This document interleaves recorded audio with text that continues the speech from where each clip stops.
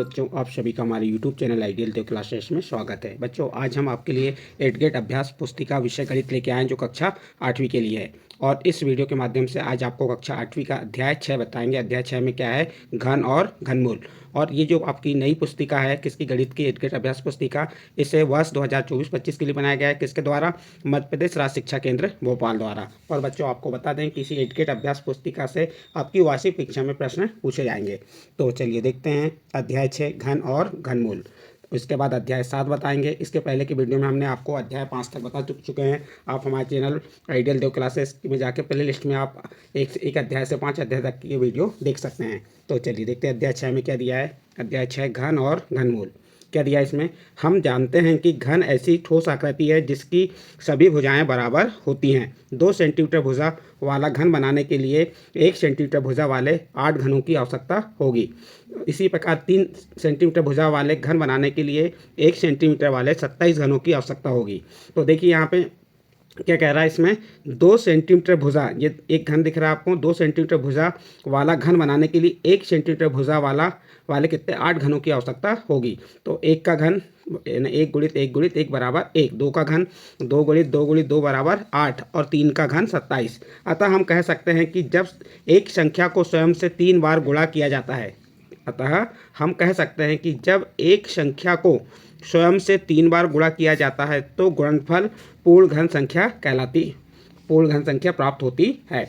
तो ये आपको, जैसे आपको पूर्ण घन संख्या प्राप्त करना है तो क्या करना पड़ेगा, जैसे 2 का पूर्ण घन कैसे होगा, 2 गुणित 2 गुणित 2, यानी 2 का कितने बार गुणा, 3 बार गुणा करेंगे तो हमें क्या प्राप्त होगी, पूर्ण घन संख्या प्राप्त होगी। चलिए आगे क्या दिया है, 1 से 10 तक के घनों का अवलोकन करें। देखिए यहाँ पे संख्या दिया है और यहाँ घन दिया है। 1 का घन 1 का घन क्या होता है, 1। इसी प्रकार 2 का घन कितना हो गया, 8। कैसे हुआ, 2 का घन है, 2 का कितने बार गुणा किया आपने, 3 बार, 2 गुणित 2 गुणित 2, 2 का घन 2 की घात 3 लिखे, और तो उससे क्या कहते हैं, 2 का घन 2 गुणित 2 गुणित 2, 2 दूनी 4, 4 दूनी 8। इसी प्रकार 3 का घन कितना होता है, 27, 4 का घन 64, 5 का घन 125, 6 का घन 216, 7 का घन 343, 8 का घन 512, 9 का घन 729, 10 का घन 1000। इसके बाद 11 का घन। ये इस प्रकार से आपका 1 से 20 तक की घन कैसे निकालना है आपको ये बताया गया है। जिस संख्या का आपको घन निकालना है तो उस संख्या का 3 बार क्या करना है, गुणा। जैसे आपको 17 का घन निकालना है तो 17 गुणित 17 गुणित 17 कर दे तो 17 का घन कितना आ गया, 4913। इसी प्रकार 18 का घन निकालना है तो 18 गुणित 18 गुणित 18 5832। तो इस प्रकार से आप घन निकाल सकते हैं।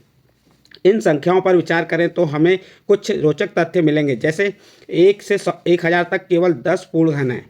1 से 1000 तक कितने पूर्ण घन हैं, 10 पूर्ण घन हैं। सम संख्याओं के घन सम संख्या है और विषम संख्याओं के घन विषम संख्या है। जैसे देखिए 4 क्या है, सम संख्या, तो इसका घन भी क्या हो गया, 64 सम हुआ। और विषम संख्या क्या है आपकी, 7 है, तो इसका जो क्या कहते हैं घन आया, क्या है, ये भी विषम आया। तो आपको ये ध्यान रखना है, सम संख्याओं के घन सम संख्या है और विषम संख्याओं के घन विषम संख्या है। तो इस प्रकार से चलिए आगे और क्या दिया पढ़ लेते हैं। पूर्ण घन संख्याओं के अंत में शून्यों की संख्या सम एवं विषम संख्या में होती हैं। क्या कह रहा है इसमें, पूर्ण घन संख्याओं के अंत में शून्यों की संख्या सम संख्या एवं विषम संख्या होती है। जैसे 10 की घात 3 में शून्यों की संख्या कितनी, 1 2 3, तो ये क्या हो गई, विषम हो गई। और यहाँ पे देखिए 2 2 4 2 6, तो सम हो गई। तो यहाँ पे आपको बताया उसने, पूर्ण घन संख्याओं के अंत में शून्यों की संख्या सम संख्या एवं विषम संख्या होती है। फिर देखिए क्रमागत विषम संख्याओं को जोड़कर घन बनाना। जैसे क्रमागत विषम संख्या है 1 3 5 7, इनको जोड़ के हम क्या बना सकते हैं, घन। देखिए 1 का घन 1, उसके बाद 3 धन 5 बराबर 8, यानी किसका घन हो गया, 2, 7 9, 7 में 9 जोड़े और 9 में 11 जोड़े तो कितना है, 27, 27 का घन क्या हो गया, 27 किसका घन होगा, 3 का घन होगा। तो 3 बार आया कि नहीं, 1 2 3। इसी प्रकार 13 15 17 और 19, इनको जोड़े तो कितना आया, 64। कितने बार जोड़े, 4 बार, तो ये किसका घन हो गया, 4 का घन। तो इस प्रकार हम बता सकते हैं क्रमागत विषम संख्याओं को जोड़कर घन बनाना। फिर घनमूल क्या है, यदि किसी घन का आयतन 125 घन सेंटीमीटर है तो उसकी भुजा की लंबाई ज्ञात करने के लिए हमें ऐसी संख्या ज्ञात करनी होगी जिसका घन 125 हो। जैसे कि वर्गमूल ज्ञात करना वर्ग करने की संक्रिया की प्रतिलोम संक्रिया है, ठीक उसी प्रकार घनमूल ज्ञात करने की संक्रिया घन करने की संक्रिया की प्रतिलोम संक्रिया है। जैसे 2 का घन क्या है, 8, तो 2 का घन क्या हो गया, 8, और 8 का घनमूल 8 का घनमूल कितना होता है 2, तो 8 का घनमूल क्या हो गया 2। तो आप देखिए 2 का घन कितना है 8, तो 8 का घनमूल क्या हो जाएगा 2, यानी उसके विपरीत हो जाएगा, प्रतिलोम हो जाएगा। और ये जो चिन्ह है आपका, ये चिन्ह देख सकते हैं, इसे क्या कहते हैं घनमूल, यानी आप करनी लगाएंगे और उसके हाथ 3 लिखेंगे तो ये क्या कहलाएगा घनमूल कहलाता है। चलिए आगे बढ़ते हैं। चलिए संख्या 3375 का घनमूल अभाज्य गुणनखंड विधि द्वारा ज्ञात करते हैं। तो आपको अभाज्य गुणनखंड विधि से इस प्रकार से आप निकाल सकते हैं किसका, इसका 3375 का घन। तो देखिए 3375 के गुणनखंड अभाज्य गुणनखंड क्या टूटे, 3 गुणित 3 गुणित 3 5 गुणित 5 गुणित 5। क्या ज्ञात करना है घनमूल, तो 3 की घात क्या हो जाएगी 3 और 5 की घात 3, 3 की घात 3 5 की घात 3। अब हम 3 गुणित 5 पूरे की घात 3 कर दिए, 3 का 5 गुणा की 3 5 15, तो ये क्या हो गया 15 का घन। तो ये आपका 3375 किसका घन कहलाएगा 15 का घन है, या कहें कि 3375 का घनमूल 15 है। तो इस प्रकार 15 का घन 3375 या 3375 का घनमूल क्या होता है 15। तो इसे अभाज्य गुणनखंड विधि द्वारा आप निकाल सकते हैं। तो इस प्रकार से आपको ये मैंने संक्षिप्त परिचय दिया था। अब इससे संबंधित कुछ प्रश्न देख लेते हैं। अब हम अपनी गणित की पाठ्य पुस्तक के अध्याय 6 घन और घनमूल पर कार्य करेंगे, साथ ही कुछ और प्रश्नों के अभ्यास करेंगे। देखिए यहाँ क्या दिया, प्रश्नों को पढ़कर दिए गए विकल्पों में से सही उत्तर चुनकर लिखिए और सामने दिए गए सही घेरे को भरिए। यहाँ दिया 23 के घन में इकाई का अंक होगा, क्या होगा। देखिए 23 का घन, अब 23 का घन कैसे निकालेंगे आप, तो आपको 23 गुणित 23 गुणित 23 करना पड़ेगा। देखिए 23 गुणित 23 गुणित 23। अब आपको इतना बड़ा गुणा नहीं कर रहा, इसका इकाई का अंक का गुणा कर लो। इकाई का अंक इसका क्या है 3, इसका इकाई का अंक क्या है 3, तीनों में इकाई का अंक क्या है 3 3, 3 का तीनों गुणा की 3 का 9 9 3 27, ये 27 आया। और 27 में इकाई का अंक क्या है, देखिए इसका आपने इकाई का अंक ले लिए, इसके इकाई का अंक इनको गुणा करके देख लीजिए, 3 का 9 9 3 27, 27 में इकाई का अंक क्या है 7 है। तो 23 के घन में भी इकाई का अंक क्या होगा 7 होगा। तो इसका कौन सा ऑप्शन सही होगा, बी नंबर का ऑप्शन सही होगा। इस प्रकार से आप इसे हल करके देखेंगे तभी आप प्रश्न का सही उत्तर दे पाएंगे। तो बी नंबर का ऑप्शन सही है और यहाँ लिख दिया आपने बी, उत्तर में क्या लिखे बी 7। और जो आपका बी नंबर का घेरा है उसको क्या कर देंगे आप भर देंगे इस प्रकार से। तो ये आपका कौन सा प्रश्न कंप्लीट हुआ, प्रश्न नंबर 1। अब प्रश्न नंबर 2 क्या कह रहा है, 1000 के घनमूल के बराबर संख्या कौन सी है। तो आपको क्या निकालना पड़ेगा, 1000 का घनमूल निकालना पड़ेगा। तो 1000 का घनमूल कितना होता है, तो ये कैसे मालूम होगा, तो आप 1000 का आपको अभाज्य गुणनखंड निकाल लीजिए। जब आप 1000 का अभाज्य गुणनखंड निकालेंगे तो आपको मालूम हो किसके बराबर होगा, तो ये आएगा 10 के बराबर, क्योंकि हम 10 गुणित 10 गुणित 10 करके देख लेते हैं तो क्या आ जाएगा 1000। जैसे हमने 10 का 10 में गुणा किए और फिर 10 का गुणा किए, 3 बार गुणा करके देखते हैं कितना आ रहा है 1000 आ रहा है। तो देखिए 10 का घन क्या होता है 1000, तो 1000 का घनमूल क्या हो जाएगा 10। तो यहाँ पे आपका सही आंसर आ जाएगा ए नंबर का 10 लिख देंगे यहाँ पे, और जो ए नंबर का घेरा है उसको भर देंगे। तो ये आपका प्रश्न नंबर 2 कंप्लीट हुआ। इसके बाद नेक्स्ट प्रश्न है, निम्नलिखित में से कौन सी संख्या पूर्ण घन है। पूर्ण घन है जिसके 3 3 के जोड़े बन जाएं, वह संख्या क्या कहलाती है पूर्ण घन। तो 243 है क्या, 216, 392 और 8640, सबके आप अभाज्य गुणनखंड निकाल के देखेंगे और जिसके 3 3 के जोड़े बन जाते हैं तो वह संख्या क्या कहलाएगी पूर्ण घन। तो इसका सही आंसर आ जाएगा बी नंबर 216। ये कैसी है पूर्ण घन है, और यहाँ बी नंबर के घेरे को आप भर देंगे। फिर अगला प्रश्न है, 512 घन सेंटीमीटर आयतन वाले घन की एक भुजा की माप कितनी होगी। प्रश्न नंबर 4 में क्या कह रहा है, 512 आयतन वाले घन की एक भुजा की माप कितनी होगी। तो आपको क्या करना पड़ेगा, 512 घन सेंटीमीटर का आयतन, मैंने घन के आयतन का सूत्र क्या होता है ए का घन, भुजा का घन बराबर 512। अब ए का घन, अब 512 के आपके तोड़ेंगे गुणनखंड तोड़ेंगे, तो उसके गुणनखंड जो टूटेंगे तो ये इसका आपको 8 गुणित 8 गुणित 8, 8 गुणित 8 गुणित 8 ही आ गया। आप 8 8 या 64 और 64 का 8 में गुणा कर दीजिए। जब आप 64 में 8 का गुणा करेंगे तो कितना आएगा 512 आएगा। तो ए का मान कितना आ जाएगा 8। तो इसका सही आंसर आ जाएगा आपका सी नंबर 8 सेंटीमीटर, क्योंकि 8 का घन कितना होता है 512, 8 का घन कितना होता है 512। अभी देखिए आप इधर सारणी में देख सकते हैं, ये 8 का घन है, 8 का घन कितना है 512 है ये। तो 512 का घनमूल क्या हो जाएगा 8। तो इसका सही आंसर क्या आ जाएगा यहाँ पे 8 सेंटीमीटर। तो प्रश्न नंबर 4 का सही आंसर सी नंबर 8 सेंटीमीटर। अगला प्रश्न है आपका प्रश्न नंबर 5, राशि गीली मिट्टी का एक घना बनाती है जिसकी भुजा 3 सेंटीमीटर 2 सेंटीमीटर और 3 सेंटीमीटर है। एक घन बनाने के लिए ऐसे कितने घनाभों की आवश्यकता होगी। तो आप इस प्रश्न को हल करेंगे, हल करने के बाद आपको पता चल जाएगा कितने घनों की आवश्यकता होगी। तो इसका सही आंसर आ जाएगा सी नंबर 12 घनों की आवश्यकता होगी। तो और उसके सी नंबर के ऑप्शन पे यहाँ पे घेरा को भर देंगे। तो ये आपका प्रश्न नंबर 5 कंप्लीट हुआ। इसके बाद आपका नेक्स्ट अगला प्रश्न आता है आपका प्रश्न नंबर 6, क्या दिया है, नीचे दिए गए प्रश्न को हल कीजिए। देखिए आप प्रश्न नंबर 6 में दिया है 0.05 का घन ज्ञात कीजिए। किसका घन ज्ञात करना है आपको, 0.05 का घन ज्ञात करना है। तो इस प्रकार से लिख देंगे 0.05 पूरे की घात 3 बराबर, जब 0.05 का घन ज्ञात करना है तो उस संख्या का कितने बार गुणा होगा, 3 बार। तो ये लिख दिया आपने 0.05 गुणित 0.05 गुणित 0.05। जब हमने 0.05 का गुणा, पहले इन दोनों का गुणा किए तो कितना आया 0.25। गुणा करके बता दे रहे हैं आपको हम कैसे गुणा करेंगे। ये 0.05 गुणित 0.05, तो हम 5 25, 5 का 5 गुणा की तो कितना आ गया 25, और कितने शून्य बचे, 2 शून्य, 1 2, कितनी संख्या बाद दशमलव आ जाएगा, 1 2 3 4 संख्या, ये दशमलव, तो ये आ गया 0.025। अब इसमें किसका गुणा करेंगे फिर, 0.05 का।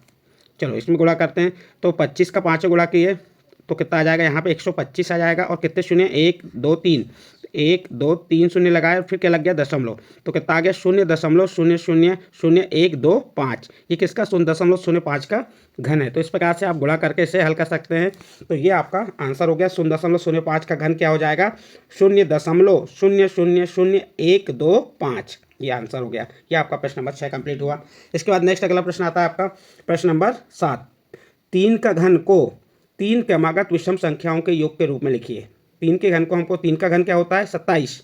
देखो 3 का घन कितना होता है 27। तो अब इसको तीन क्रमागत विषम संख्याओं के योग के रूप में लिखना है।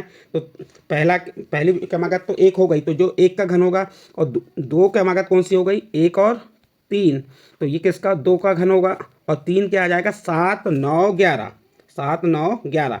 तो इनका योग कितना होता है, 7 में 9 जोड़े 16, 16 में 11 जोड़े 27। तो ये 3 का क्या कहलाएगा, घन कहलाएगा। ये किसका होगा, 27 बराबर 3 का घन। 3 क्रमागत संख्याओं का घन इस प्रकार से आप निकाल सकते हैं। ये आपका प्रश्न कौन सा कंप्लीट हुआ, प्रश्न नंबर 7 कंप्लीट हुआ। इसके बाद अगला प्रश्न आता है आपका प्रश्न नंबर 8। प्रश्न नंबर 8 क्या कह रहा है, 5 सेंटीमीटर भुजा वाले घन का आयतन ज्ञात कीजिए। देखिए घन का आयतन का सूत्र क्या होता है, भुजा का घन, और भुजा कितनी दी है 5 सेंटीमीटर। तो आप भुजा 5 सेंटीमीटर का घन, यानी 5 गुणित 5 गुणित 5, 5 का कितने बार गुणा करेंगे, 3 बार। 5 का 5 गुणा की 5 25, और 25 का 5 गुणा की तो 125। जब 5 का घन कितना हो गया 125 घन सेंटीमीटर, अतः घन का आयतन कितना हो गया 125 घन सेंटीमीटर। इस प्रकार से आप प्रश्न नंबर 8 को हल कर सकते हैं। आपको 5 सेंटीमीटर की जगह 8 सेंटीमीटर दे सकता है, 2 सेंटीमीटर, यहाँ पे संख्या बदल के दे सकता है। ये प्रश्न जो है आपके पेपर के दृष्टिकोण से बहुत ही महत्वपूर्ण है। तो यहाँ पे आपको संख्या बदल सकता है। आपको करना कैसे ये मालूम होना चाहिए। घन का आयतन मीन्स भुजा का घन है, भुजा का कितने बार गुणा करेंगे, 3 बार गुणा करेंगे, तो आपको क्या मालूम हो जाएगा, घन का आयतन। ये आपका प्रश्न नंबर 8 कंप्लीट हुआ। इसके बाद नेक्स्ट अगला प्रश्न आता है आपका प्रश्न नंबर 9। वह सबसे छोटी संख्या ज्ञात कीजिए जिससे 256 को गुणा करने पर वह पूर्ण घन संख्या बन जाए। तो सबसे पहले बच्चों आपको क्या करना पड़ेगा, 256 के अभाज्य गुणनखंड करने होंगे। तो देखिए 256 के अभाज्य गुणनखंड इस प्रकार से निकालेंगे। 256 में किसका भाग दी, 2 का भाग दी तो कितना आया 128, फिर 128 में 2 का भाग दी 64, फिर 2 का भाग दी 64 में तो कितना आया 32, 32 में 2 का भाग दी 16, 16 में 2 का भाग दी 8, और 8 में 2 का भाग दिए 4, और 4 में 2 का भाग दी 2, और 2 में 2 का भाग दिए 1। इस प्रकार से ये 256 के अभाज्य गुणनखंड निकल गया। कितना, 2 कितने बार आ गया, 1 2 3 4 5 6 7 8, कितने बार आया यहाँ पे, ये 8 बार लिख दिए। 256 के अभाज्य गुणनखंड क्या हो गए, 2 गुणित 2 गुणित 2 गुणित 2 गुणित 2 गुणित 2 गुणित 2 गुणित 2, ये हो गए। अब क्या है, निकालना है आपको घन मूल निकालना है। पूर्ण घन संख्या कब बनेगी, जब उनके 3 3 के जोड़े बनेंगे। तो देखिए यहाँ पे 2 का 3 का जोड़ा बन रहा है, ये बन रहा है, और इस 2 का 3 का जोड़ा बन रहा है, ये बन रहा है आपका। लेकिन यहाँ पे 3 के जोड़े बनने के लिए 2 2 है, लेकिन 1 2 कम है, इसलिए यहाँ अभाज्य गुणनखंड के 3 3 के समूह बनाने पर 2 के समूह का एक गुणनखंड कम है। आप देख सकते हैं इस 2 के समूह का एक गुणनखंड क्या है, कम। कौन कम है, 2 कम है। तो वह जो 2 है, 2 से गुणा करने पर ये जो संख्या है आपकी 256, ये कैसी बन जाएगी, पूर्ण घन बन जाएगी।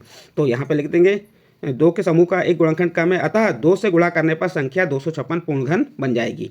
ये कहा था ना, 256 को गुणा करने पर पूर्ण घन संख्या बना दीजिए। सबसे छोटी संख्या कौन सी होगी, वह सबसे छोटी संख्या 2 है, जिसका गुणा करने पर वह 256 पूर्ण घन बन जाएगी। इस प्रकार से आप प्रश्न नंबर 9 को हल करेंगे। इसके बाद बच्चों और आपको ये बता दें कि आपकी जो एडगेट अभ्यास पुस्तिका मिली है उसमें आपको 3 या 4 लाइन दी हैं। आप सोचेंगे कि सर हम इस सवाल को कैसे हल करें, यहाँ पर तो 3 लाइन है। तो आपको एक चीज़ है, आपकी जो यहाँ पे एडगेट अभ्यास पुस्तिका में आप जैसा भी हल कर रहे हैं कर लीजिए, लेकिन आप एक कॉपी बनाइए और कॉपी में इन प्रश्नों को हल कीजिए, क्योंकि गणित के प्रश्न 3 लाइन में हल नहीं हो सकते। ठीक है। इसके बाद अगला प्रश्न है आपका प्रश्न नंबर 10।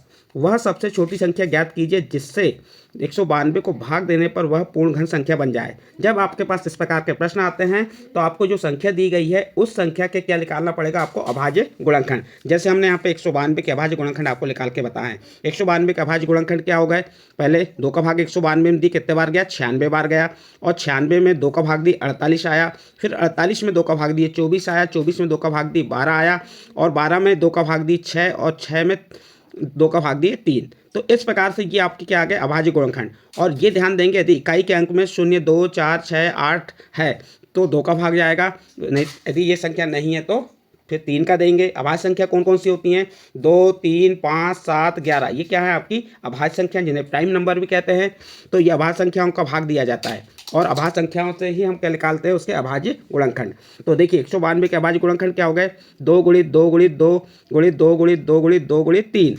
तो यहाँ पे आप देखेंगे 2 के 3 के जोड़े बन रहे हैं और इस 2 के भी 3 के जोड़े बन रहे हैं, लेकिन 3 के जोड़े बनाने के लिए कितने 3 कम है, 2 3 कम है। तो हम क्या लिखेंगे, यहाँ अभाज्य गुणनखंडों के 3 के समूह बनाने पर गुणनखंड 3 अधिक है। यहाँ पे 3 क्या है, अधिक है। 2 के 3 के जो बन गया समूह बन गया, 2 का 3 का जो समूह बन गया, लेकिन यहाँ पे 3 अधिक है, अतः 3 से भाग देने पर संख्या 192 पूर्ण घन बन जाएगी। तो वह सबसे छोटी संख्या ज्ञात कीजिए। तो वह सबसे छोटी संख्या क्या होगी, 3 होगी, जिसका भाग देंगे 192 में तो वह संख्या क्या बन जाएगी, पूर्ण घन। इस प्रकार से आप प्रश्न नंबर 10 को हल कर लेंगे। इसके बाद नेक्स्ट अगला प्रश्न आता है आपका प्रश्न नंबर 11। प्रश्न नंबर 11 क्या कह रहा है, अभाज्य गुणनखंड विधि द्वारा कितना है, 27,000 का घनमूल ज्ञात कीजिए। तो सबसे पहले 27,000 के आप क्या निकाल लेंगे, इस प्रकार से अभाज्य गुणनखंड निकालेंगे। 2 का भाग देंगे 27,000 में तो कितना आएगा, 13,500। फिर 13,500 में 2 का भाग दिए तो क्या है, 6,750। फिर 6,750 में 2 का भाग दिए तो कितना आ गया, 3,375। अब 2 का भाग नहीं जाएगा, किसका भाग देंगे, 3 का। 3 का भाग जब 3,375 में दिए तो क्या आ गया, 1,125। और फिर 1,125 में हमने 3 का भाग दिए कितना आ गया, 375। 375 में फिर हमने किसका भाग दिए, 3 का भाग दिए तो 125 आया। आप देखेंगे 125 में 3 का भाग नहीं जाएगा। इसके बाद सीधे 5 का देंगे, 5 का भाग दिए तो 125 में 5 का भाग दिए 25 बार गया, और 25 में 5 का भाग दिए 5 बार गया। इस प्रकार से 27,000 के अभाज्य गुणनखंड क्या निकल गए आपके, 2 गुणित 2 गुणित 2 गुणित 3 गुणित 3 गुणित 3 गुणित 5 गुणित 5 गुणित 5। ये लिख दिया हमने। क्या ज्ञात करना हमको, 27,000 का घनमूल। तो 27,000 का अभाज्य गुणनखंड ये हो गए। यहाँ पे भी आपको घन लिखना था, हमने घन लिखना भूल गए, यहाँ पे इसकी घात 3 लिख देंगे। तो इसके घनमूल हो गया। अब घनमूल के लिए क्या करेंगे, 3 के जोड़े बनाएंगे। 2 का 3 का जोड़ा बन गया तो ये बाहर हो गया, ये 3 का जोड़ा 3 के जोड़े बन गए, और ये 3 के जोड़े बन गए। तो ये क्या हो गया, घनमूल के बाहर क्या हो गया, 2 गुणित 3 गुणित 5, 5 3 15, 15 दूनी 30। तो यहाँ पे आपका 27,000 के अभाज्य गुणनखंड निकालने पे हमें पता चला कि 27,000 का घनमूल क्या होता है, 30, और 30 का घन क्या होता है, 27,000। इस प्रकार से आप इस प्रश्न को हल कर सकते हैं। ये आपका प्रश्न नंबर 11 कंप्लीट हुआ। इसके बाद नेक्स्ट अगला प्रश्न आता है आपका प्रश्न नंबर 12। निम्नलिखित प्रतिरूपों को देखिए। आप देख सकते हैं प्रतिरूप में, प्रतिरूप कैसे बनता है, 2 की घात 3 ऋण 1 बराबर 1 धन 2। 1 में 2 को जोड़ेंगे, फिर इसमें 1 का गुणा करेंगे और फिर 3 का, फिर 3 की घात 3 ऋण 2 में 1 धन 3 गुणित 2। 2 के बाद 3 यहाँ पे बढ़ते हैं और इसमें भी बढ़ रहा है, 1 के बाद 2, और ये जो घात 3 है जैसे कि वैसे। उसी प्रकार 10 की घात 3 ऋण 9 की घात 3 का निकालना, तो आप क्या करेंगे, 1 धन इसका निकालना 10, 10 गुणित 9, 10 का 9 में गुणा करेंगे और फिर 3 का गुणा कर देंगे।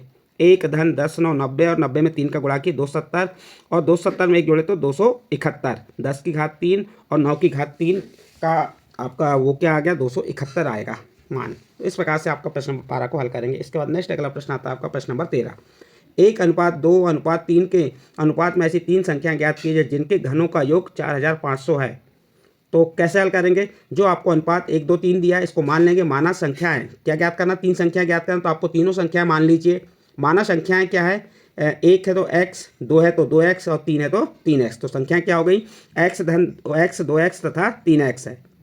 और फिर क्या कह रहा है, 3 संख्या ज्ञात कीजिए जिनके घनों का योग, किनके घनों का योग, ये 3 संख्या है x 2x और 3x, इनके घनों का योग कितना है, 4500। तो यहाँ लिख दी x की घात 3 धन 2x की घात 3 धन 3x की घात 3 बराबर 4500।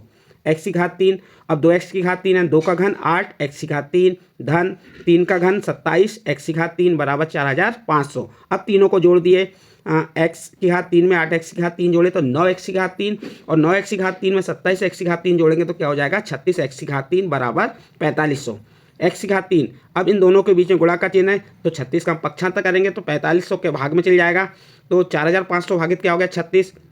अब इसको क्रॉस करेंगे, देखो इस प्रकार से क्रॉस कर सकते हैं। सबसे पहले हमने किससे क्रॉस कर दिए 5 से, किससे क्रॉस किए 9 से, 9 चौके 36 और 45 तो क्या 9 पन्ना 45 500 आया। फिर 4 से 4 एकम 4, 4 एकम 4 बच गया कितना 1, 4 दूनी 8 बच गया कितना यहाँ पे 2, 4 पंचे 20 तो 125। जब हमने 36 का भाग 4500 में दिया तो कितने बार गया 125 बार। तो ये आ गया आपकी x की घात 3 बराबर 125। यहाँ से घन हटा तो इसमें क्या लग गया घनमूल। तो 125 का घनमूल कितना होता है 5, 5 का घन कितना होता है 125, तो 125 का घनमूल क्या हो जाएगा 5। इस प्रकार से आपका x का मान आ गया। लेकिन आपको 3 संख्याएं ज्ञात करना, तो अतः 3 संख्या कौन सी हैं आपकी x, 2x और 3x। ये x, 2x तथा 3x। x का मान कितना आया 5, फिर 2 गुणित x का मान 5 तथा 3 गुणित x का मान 5, 5 दूनी 10 और 5 तिया 15। तो इस प्रकार 3 संख्या क्या हो गई 5, 10 और 15 हो गई। इस प्रकार से बच्चों आप प्रश्न नंबर 13 को हल कर सकते हैं। इसके बाद नेक्स्ट अगला प्रश्न है, फिर आपके सामने एक प्रश्न उठ रहा है बच्चों कि सर ये सवाल तो हमारी एडगेट अभ्यास पुस्तिका में आ ही नहीं रहा है, ये तो बहुत बड़ा सवाल है, इससे छोटा सवाल इससे छोटा हल नहीं हो सकता। तो इसलिए आपको अपनी कॉपी में इसे नोट करके करना है। एडगेट अभ्यास पुस्तिका में यदि आ रहा है तो आप इसको भाग बना के हल कर सकते हैं छोटे छोटे अक्षरों के रूप में। इसके बाद अगला प्रश्न है आपका प्रश्न नंबर 14। प्रश्न नंबर 14 क्या कह रहा है, 2 पूर्ण घनों का अंतर 189 है। यदि इनमें से एक छोटी संख्या का घनमूल 3 है तो बड़ी संख्या का घनमूल ज्ञात कीजिए। किसका घनमूल ज्ञात करना आपको, बड़ी संख्या का घनमूल ज्ञात करना। तो उसे मान लीजिए, माना बड़ी संख्या का घनमूल x है और छोटी संख्या का घनमूल कितना है 3। फिर प्रश्न में क्या कर रहा है, 2 पूर्ण घनों का अंतर, तो ये आपकी जो बड़ी संख्या और छोटी संख्या जो 2 पूर्ण घन है इनका अंतर कितना है 189 है। तो हम क्या करेंगे, बड़ी संख्या में से छोटी संख्या का घनमूल को घटा देंगे। तो x की घात 3 ऋण 3 की घात 3 बराबर 189। x की घात 3, 3 का घन कितना होता है 27। आपको याद कर लेना है 1 से लेकर 20 तक घन और उनके घन क्या होते हैं याद करके रखना है। 3 का घन क्या होता है 27 बराबर 189। x की घात 3 बराबर ये ऋण 27 का बराबर इस पर पक्षांतर करेंगे तो इसका चिन्ह बदल जाएगा, ऋण कायम चल जाएगा धन में, तो 189 धन 27। x की घात 3 बराबर 189 में 27 को जोड़ेंगे तो कितना आएगा 216। और यहाँ से घन हटा तो इसमें 216 में क्या लग गया घनमूल, और 216 का घनमूल क्या होता है 6। इस प्रकार से निकाल के देख सकते हैं 216 का घनमूल क्या होता है, 3 के 2 का 3 का जोड़ा बनाया, 3 का तो 2 गुणित 3 2 तिया 6। 216 का घनमूल क्या होता है 6, अतः बड़ी संख्या का घनमूल क्या होगा 6। इस प्रकार से आपका प्रश्न नंबर 14 कंप्लीट होता है। इसके बाद नेक्स्ट अगला प्रश्न आता है आपका प्रश्न नंबर 15 और इस वीडियो का अंतिम प्रश्न है।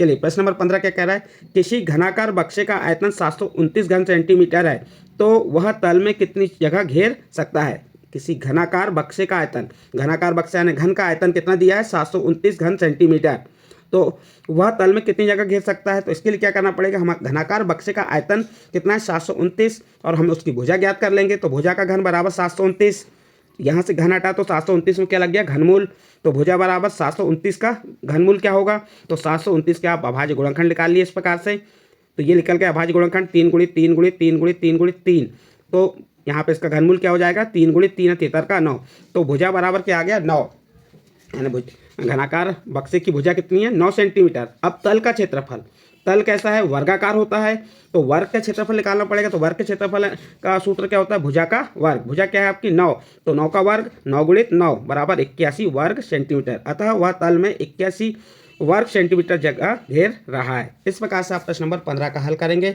और इस प्रश्न के साथ ही आपका अध्याय 6 घन और घनमूल से संबंधित जो प्रश्न थे उन प्रश्नों को आपको आसान तरीके से समझाने का प्रयास किया गया है। यदि बच्चों आपको हमारे द्वारा जो प्रश्न बताए गए ये अच्छे लगे हों तो आप हमारे चैनल आइडियल देव क्लासेस को सब्सक्राइब कीजिए, लाइक कीजिए और इस वीडियो को अन्य ग्रुप में शेयर जरूर कीजिए।